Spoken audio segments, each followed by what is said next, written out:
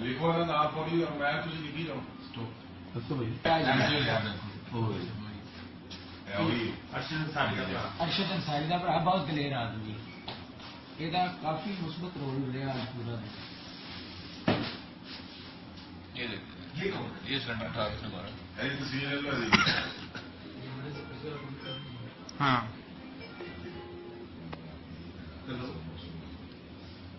भाई मैं मिनट जरा ना बहुत स्लो कर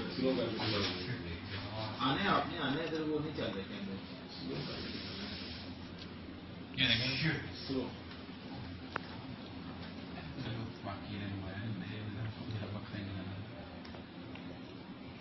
ऐसे भी हो गए ना तस्वीर ना देखिए, तस्वीर ना खींच के ना हाईलाइट करनी यूसुफ माइकल हुसैन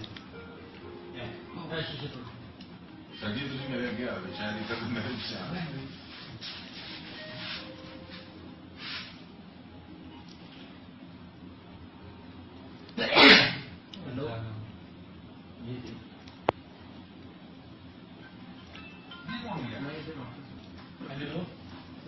शीशे इतने मोटे हैं कि टूट नहीं रहे हमसे।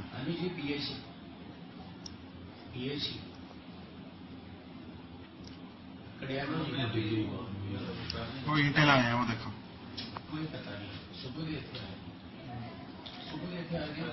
ये सबसे बड़ी गाड़ी। वो पुलिस ने फड़ ली पुलिस में ज्यादा मिली है। हाँ इधर मारते हैं पुलिस को कैसे देखो कोट पैंट पा के चढ़ेगा